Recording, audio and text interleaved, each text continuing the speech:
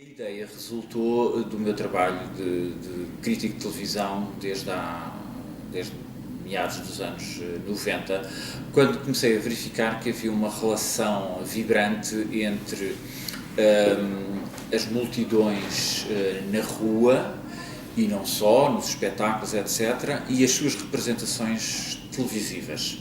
E eu achei que havia ali um casamento de conveniência.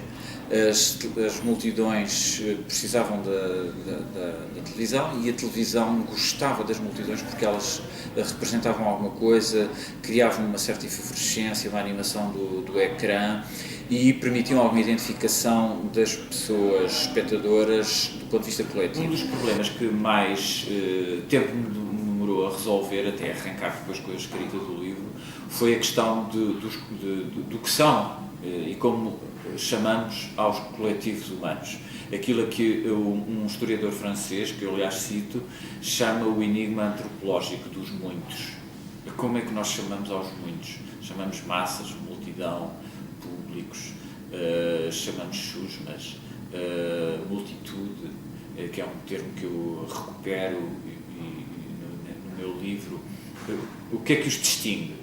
Eu então tive que optar e escolhi como definição de multidão conjunto de pessoas que está reunida com um objetivo, não é? Porque às vezes pode haver uma multidão, também é uma multidão,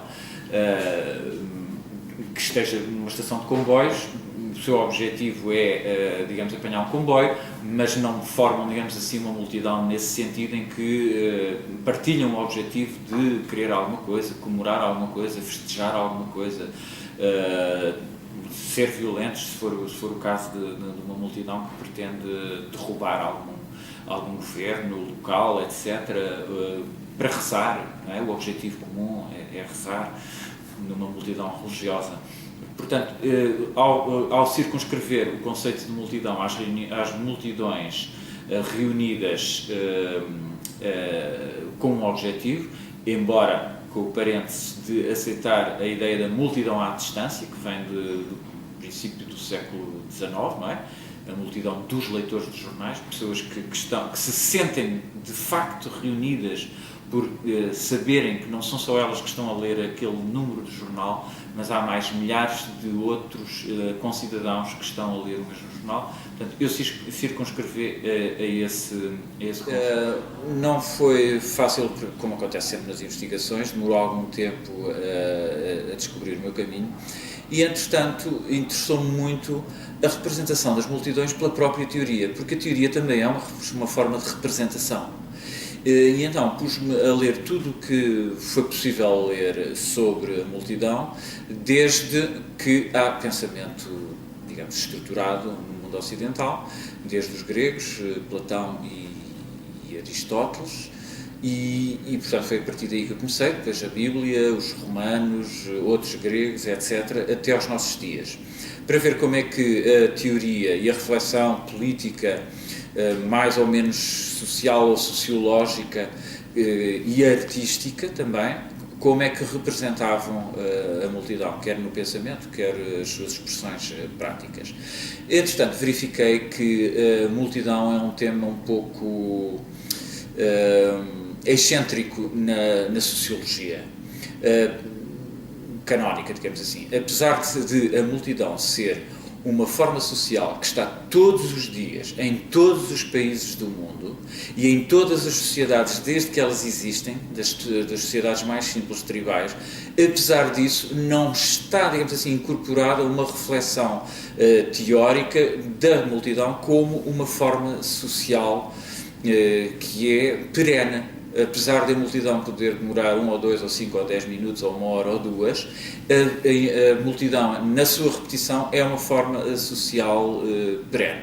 E, portanto, interessou-me ainda mais o tema e, com a minha tese em Sociologia, resolvi fazer, digamos que, 2 livros num só e uma conclusão que permitisse mostrar que se fundiam as duas partes. A primeira parte é uma reflexão sobre e um levantamento sobre as representações teóricas da multidão, desde, como eu disse, os gregos, Platão e Aristóteles, e fila talvez um pouco mais longa do que seria necessário para o objetivo de uma tese, porque verifiquei que não havia em Portugal nenhum livro sobre a multidão nesta perspectiva de reflexão sociológica e levantamento de obras também portuguesas, porque há materiais portugueses que podem ser, que foram utilizados no meu trabalho, e isso, portanto, colmatava uma lacuna na investigação em Portugal.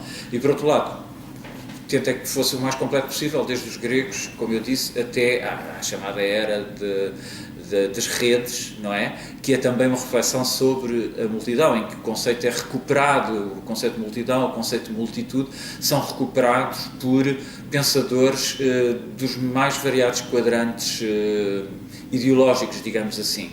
Desde o capitalismo até à extrema-esquerda, recuperam a ideia de multidão através das suas formas em rede, confundindo por vezes com o conceito de multitude, mas isso não vale a pena entrar agora nesse detalhe. Depois, a segunda parte do trabalho é, digamos assim, a verificação das representações da multidão na televisão. Um objetivo que me pareceu muito importante foi não me limitar às multidões políticas, porque essa é a tendência das pessoas. Quando se pensa em multidão, é a multidão que está na rua, que pretende tomar o poder, que eventualmente tem a potência de ser violenta, mas eu procurei que não fosse, não me limitar, porque isso seria também limitar imenso o lugar da multidão na sociedade. E então analisei representações de multidões religiosas, neste caso católicas, um encontro mundial da juventude com o Papa Bento XVI na Alemanha, e duas das emissões do 13 de Maio em Fátima. Multidões desportivas, que não desenvolvi mais, foi a única que eu não desenvolvi mais, porque já tinha trabalhado isso em artigos e não quis estar a repetir, mas apresento a questão do Euro 2004, que é um caso fantástico de representações de fusão entre a multidão e a televisão. Depois também, além das multidões desportivas e religiosas, multidões do espetáculo, que são, por exemplo, as entregas dos prémios europeus do MTV que se realizaram em Lisboa, e duas emissões do último concerto dos Prom da BBC, dos concertos Promenade em Inglaterra.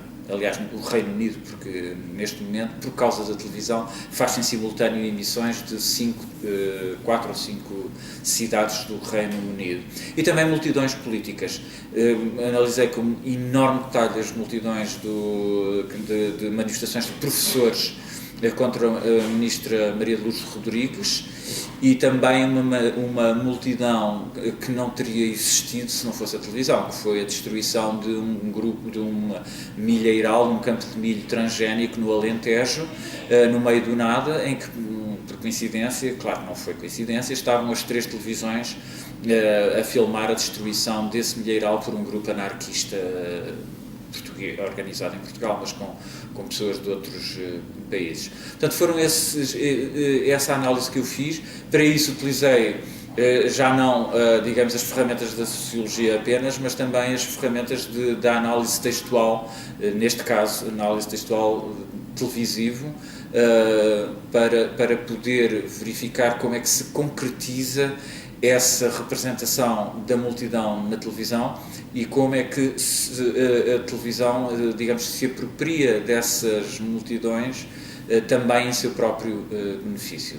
As conclusões do meu trabalho são, de facto, aquilo que já referi do ponto de vista sociológico, que a multidão é uma forma perene das sociedades. Não há sociedades nenhumas na história, nem hoje, sejam totalitárias ou as mais revolucionárias ou as mais democráticas, que não há nenhuma que não tenha multidões a toda a hora e em todos os lugares, multidões religiosas, desportivas, etc. E, por outro lado, julgo que chegamos a um momento em que há, digamos assim, a multidão já já se faz para a televisão, para os média. E o exemplo disso são, por exemplo, as multidões que já não foram estudadas porque são posteriores ao meu trabalho, embora eu já tenha utilizado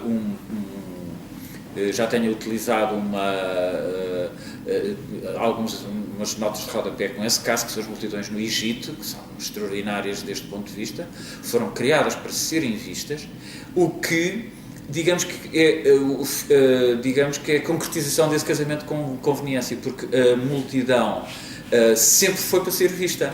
Uma multidão, quando se organiza, é para ser vista pelos próprios membros. Vamos imaginar uma tribo que reúne em festa na Austrália há 1000 anos atrás. As pessoas reúnem-se para se verem a si mesmas reunidas, para terem um sentido de comunidade e entrarem em efervescência coletiva.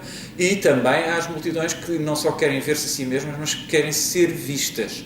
E, portanto, essa necessidade de ser vista é uma das funções da própria multidão. Por isso é que as multidões políticas são, na maior parte, na rua para poderem ser vistas. Antes de haver médias audiovisuais, isso já sucedia. Agora já é, digamos que, praticamente combinado. A televisão quer ter essas imagens porque dá animação, enche o ecrã, há uma identificação de coletivo com coletivo. Nós, multitude, que assistimos com a multidão que está visível, e, por outro lado, a própria multidão que consegue aquilo que todas gostariam, que é a perenidade através do registro magnético.